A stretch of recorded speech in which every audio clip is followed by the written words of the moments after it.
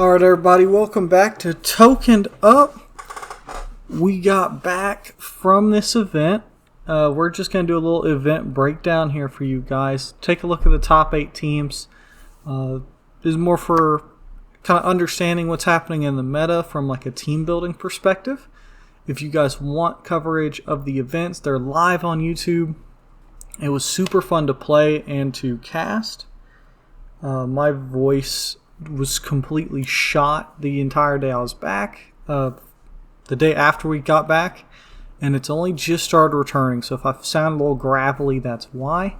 Talking at a hoarse whisper for 10 hours straight will do that to you. But it was super fun, and we were casting that game from literally like one table over. The entire time I was talking directly in the mic into a whisper kind of like this, and they were just across the aisle on that next table and couldn't hear a peep. So really cool setup. I'm so glad it worked out. But let's jump into these top 8 teams. Top 8, we have Zeke. We saw this team on the live stream. This was the very first round of the top 8 that we saw. This was the Caveman Wally West, Flash Raptor, Ghost Surfer with the Hell Cycle, Reverse Flash, Captain America.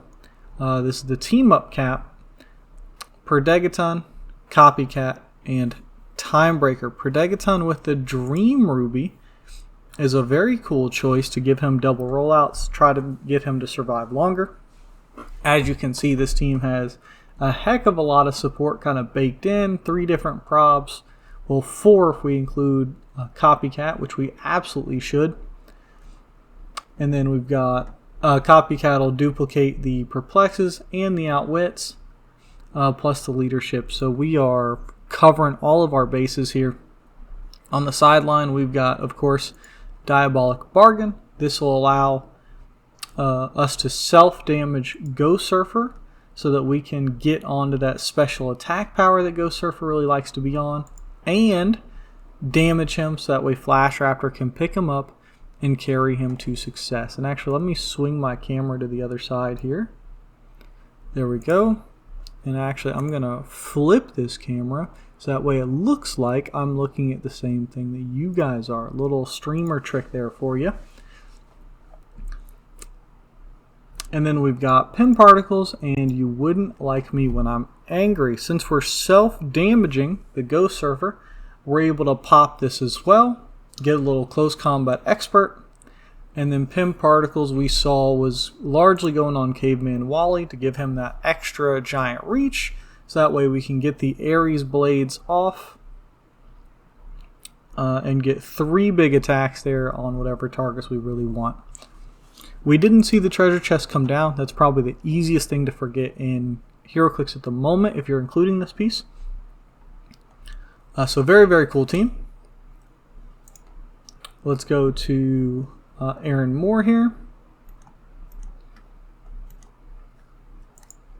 This one's called Zoom Zoom Bang. This is one of the few teams in the top 8 we didn't get to see on stream. Really cool inclusion I'm already seeing here is Etrigan Prime on the sideline. But let's take a look here at the main force. We of course have 50-point Diana with the Hell Cycle. Starter Kit Thor, 50 points with the Destroyer armor for that big 2 damage Pulse Wave. Zala Jor-El here, again 50 points, this time with the Bucky's arm. We have the A side of our Etrigan Prime here. I'm assuming the trick here is that they share either Past or Warrior with Diana and Zala. So you're able to jump him to the other side of the map, swing in, potentially bring in the other Etrigan, and kind of go to work. The team up card for Captain America. This is the second time we've seen this 400 cap here in the top 8. Quicksilver for the extra speed, which is a really cool trick if you're running these Kryptonian, Diana, and Zala, because then you can get the extra speed for them, get them across the map that much easier.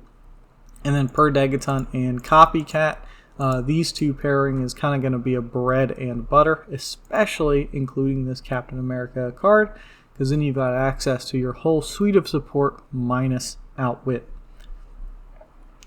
So very cool team build here. I love to see the Etrigan Prime, and then the one-shots, we've got Pim Particles and Unstoppable. Unstoppable being a very cool way to give this team an ability to get through phone booths, because no one on this team is able to destroy blocking terrain, which is very, very important in the meta. There are so many phone booths floating about. So really cool team there. Let's take a look here at number 6. Called Protect the House. And here we go. You can see it up at the top. I was so excited to see this team. This team unfortunately didn't make it on stream, but every time I looked over, I was watching him put dice on the side, stacking up for Red Harpy. It was very, very cool. I think I mentioned it on stream. We asked Derek about this team, and he said it was just like playing a bunch of different characters that he loved to play anyway, which I think is how we should all play Heroclix. He even brought in Chthon off the sideline in his last game in the top 8 for a Hail Mary attempt to swing that game around at the last second. So that's the kind of play we like to see. But we've got this Prime Red Harpy, which is very, very difficult to kill. Apparently the only time this Harpy died at all, outside of its own trait, of course, the only time it was taken off the map, I should say, was in that very final game in the top 8. So super resilient. Seems like it was worth the 80 points for him. We've got the Captain America here. The Colosseum cap, which is a great inclusion for this team. Major Logan on the motorcycle. This looks like Chair Panther, Predagon, Copycat, Daredevil with Destroyer armor. Kind of a classic combo there. Or it's quickly becoming a classic if it's not already. And Time Breakers. So this same Predagon Copycat kind of shell for the support. Black Panther, of course, targeting some of those Beetlejuices. And one-shots. We'll have to ask him the next time I get a chance how he felt about this Black Panther now that the Beetlejuice Timebreaker combo has been broken up. A lot harder to call in these sideline Beetlejuices now, but we've seen these sidelines are still very, very potent. I mean, Fortify just by itself is super important to remove because that's just such a big safety net, and he's running Fortify and Pim Particles, Ares, Chthon, Mimic, and Poseidon all on the sideline. And even running Atlantis Throne Room here. So I wonder if the Atlantis Throne Room with Cap and Mjolnir was kind of the core concept for what he was going for. So let's jump into top 5. We've got John. That's who came to the event with me. So it was a really cool 5-hour card ride getting down there. I was setting up to do the visuals and the streaming and everything. And on the meantime, he's sitting there next to me, mentally prepping to get in to do this event. So very funny story of us going down there. We got down there the night before, hoping to get a good night's sleep so we could wake up and kick it in the morning. That way we weren't, groggy. And then we both woke up at 6 a.m. anyway. Me from having a nightmare of not getting my streaming set up in time and showing up late to the event. And him just because he was nervous about playing and doing well on an event that was being streamed. So it didn't work out the way we planned, but it all still worked out in the end. So we've got a very, very solid team here. You've seen this team, or at least different flavors of it, multiple times. Colossus with Destroyer. Destroyer armor on Colossus is becoming kind of the new hotness, breaking away from the motorcycle. So what you lose here is the improved movement characters, which prevents Colossus from being tied up, which is one of the ways to deal with him. And instead you're gaining that whopping 22 defense on top dial. Plus, if you do get hit by a trick arrow and they outwit your impervious, you still have invulnerability here, and you still reduce penetrating damage. That doesn't change. And so it makes him so much more difficult to kill, even inside of a big trick arrow meta. Then we've got Ghost Rider here. Ghost Rider with the Crimson Gem essentially lets him play on whatever map he wants, breaking through anything. And this is just a very nice pairing here of your two main characters. And the support suite is everything else. We've got Kevin with Tarwet. I've seen Avatar of Khonshu on Kevin as well. I think they're both very, very solid. They both allow you to have access to a number of support powers, and Kevin is just strong as is. 20 points Daredevil. This is an interesting inclusion because I mentioned it on stream, I think, that usually if you have 20 points left and you're trying to include a Daredevil, you just include 2. And that way you can play on more sides of the map. Consolidating those points into 1 Daredevil makes him that much tankier, harder to defeat, but you lose 1 total revive. Because with 2 10-point Daredevils, you have to kill both twice, so you get 4 lives basically. 1 Daredevil for 20, you only get 3 because you only get 1 extra life. But again, it's all consolidated, which might make it easier to use. Daredevil's got the +1 longsword here. Predegaton with the Bloodstone. I love this inclusion. Bloodstone, as we see throughout the event, is very, very impactful. And I think this is one of the only Bloodstones that were here on this day. And so I'm glad I got to see that. Lucas, PJ, and Scott Pog sitting here to give extra protection to go with this Ghost Rider to protect from pulse waves. We've got Sideline, Fortify, Ares, Chthon, Mimic, Scarlet Witch as the pilot for Ghost Rider. John and I were talking in the car quite a bit on the way up here. Of course, Ghost Rider is going to be picking up the phone booth. That's what's giving him access to shape change. And so there can be an argument here of whether you want the standard Ghost Rider or Scarlet Witch for either Steel Energy or Pin Blast, respectively. It just depends on how you're intending to play the Ghost Rider, whether at range or in melee. The idea here for giving Pin Blast is that you've got Kevin is going to be able to support Ghost Rider quite regularly, so you don't need the Steel Energy as much to keep him alive. You're trusting Kevin to do that for you.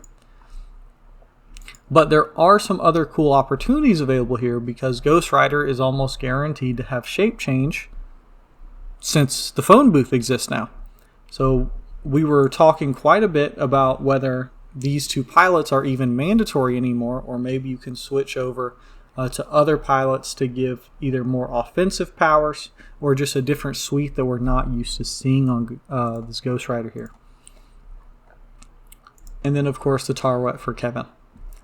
So really, really cool team there. Even though it's kind of a cookie cutter that we're used to seeing. And then we've got Wade here with Is Odin Any Good?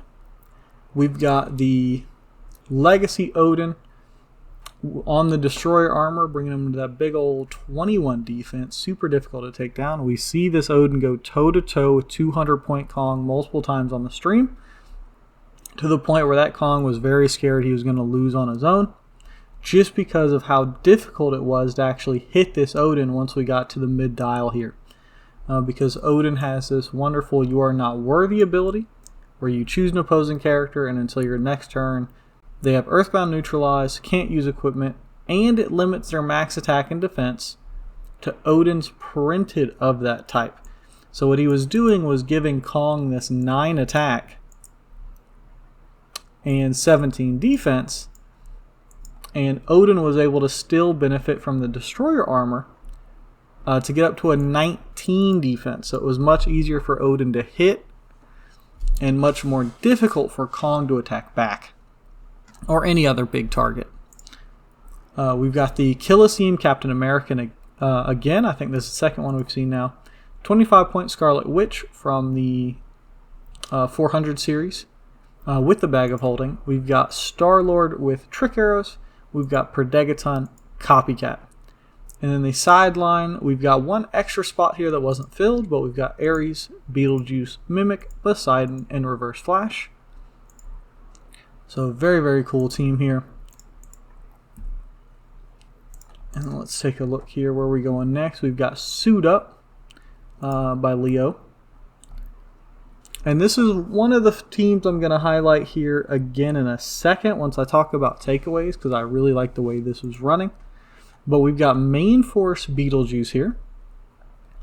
We've got more Lun, which is kind of the core idea of this whole team, with the Destroyer armor. Beetlejuice was on the motorcycle if I didn't say it.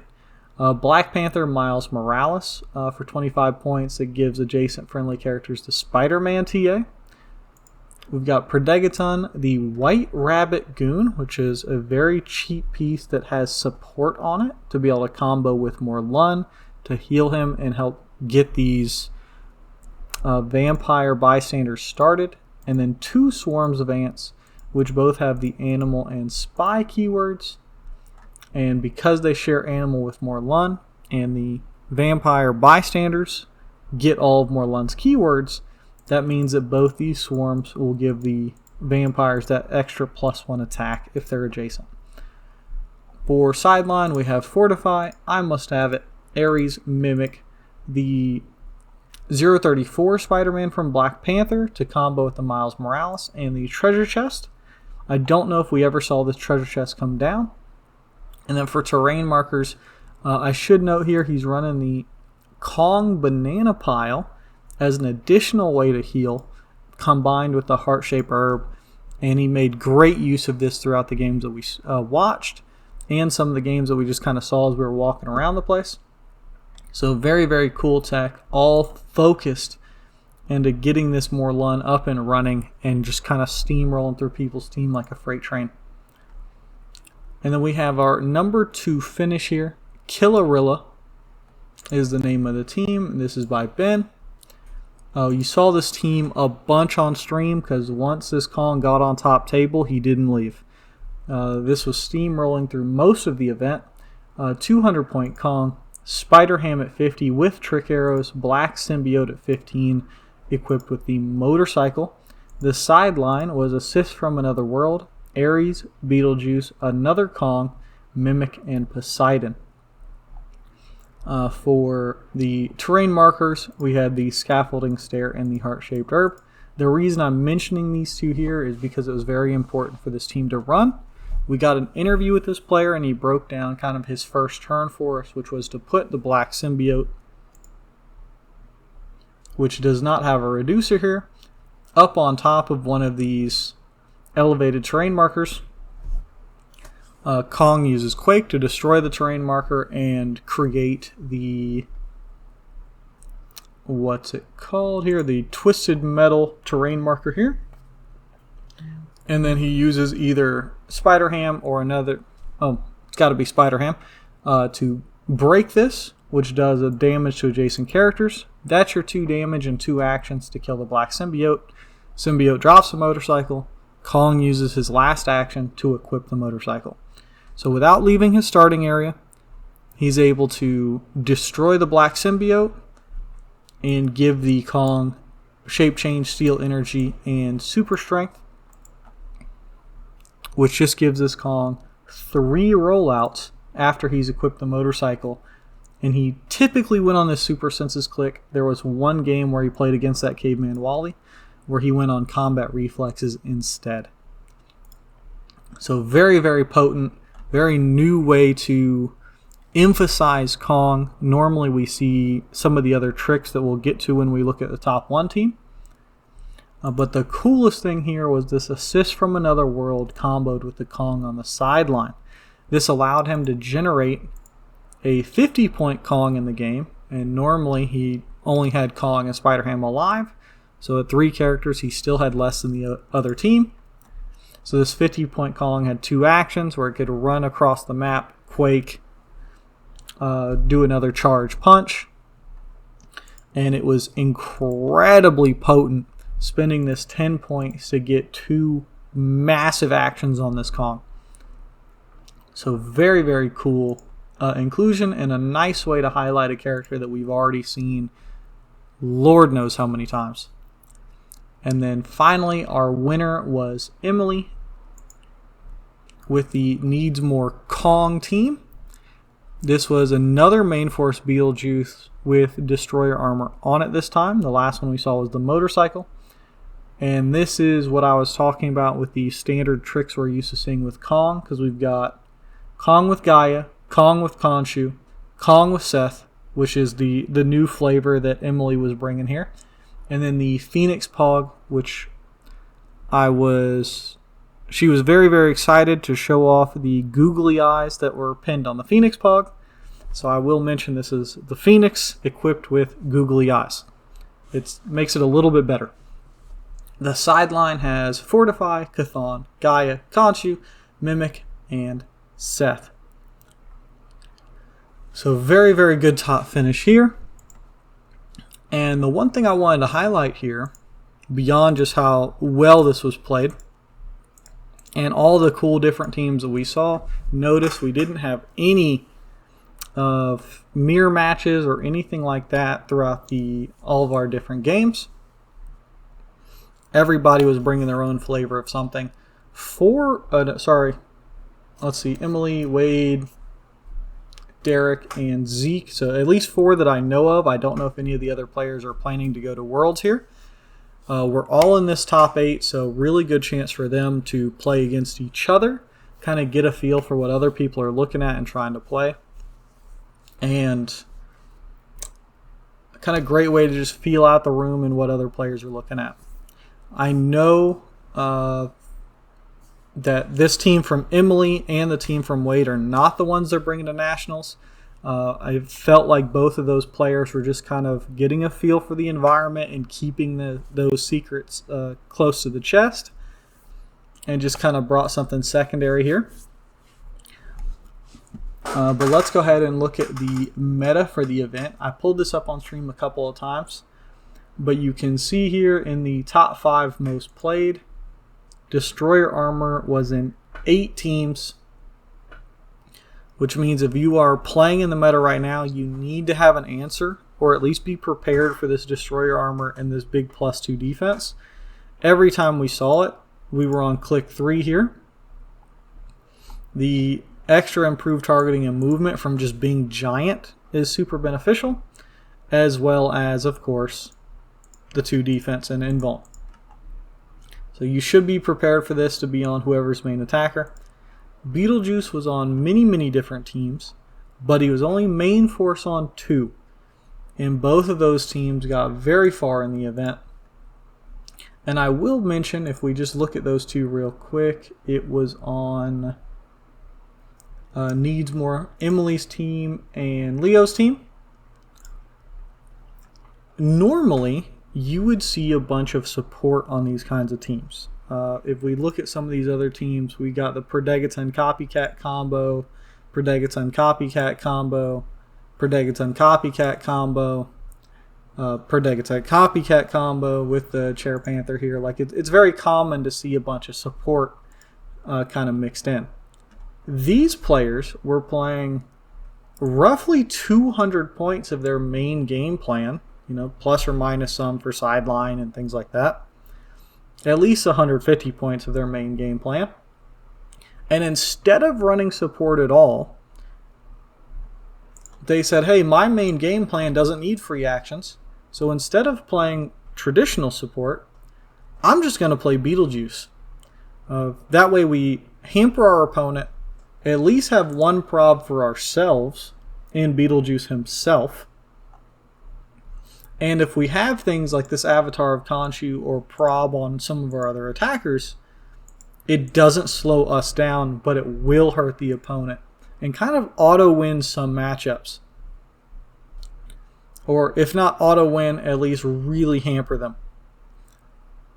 And so, very cool idea of using Beetlejuice not as a main attacker like we've seen in other main force Beetlejuice teams. Like if you look at the Beetlejuice and Spirit of Red Vengeance teams that we've seen over the last couple of events, or the Beetlejuice Ghost Rider kind of combos that we saw before that, they were using Beetlejuice aggressively and putting additional support behind them as if Beetlejuice was a main attacker.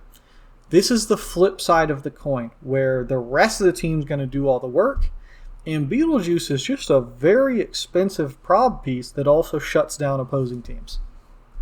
So super cool to see that.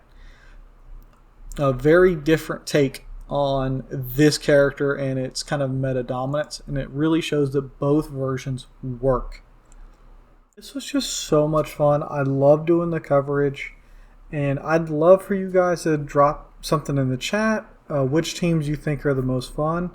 What did you expect to see but wasn't there? Like, I fully expected a big collector team to be here. Multiple people in the area have pulled it. And then we still have things like Hadari Yao, which are like the boogeyman of the format that people seem to be building around, but where is she? She's not even here. So let me know what you guys think. If you would have liked to see some more Sinister Syndicate. I mean, big absence from Spot after the nerf. Did it kill the figure? Did it not? Tell me what you guys think, what you want to see next. And of course, let me know how you like the coverage. I'd love to do as much of that kind of coverage as I can.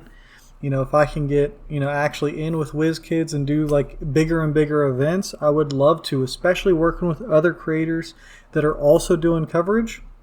It'd be a blast to do it as a group, or to, see other people's processes and how they do it, so we can all get better and raise the, the kind of status quo for the viewer, what you guys need. So again, I'll catch you next time. This has been Tokened Up.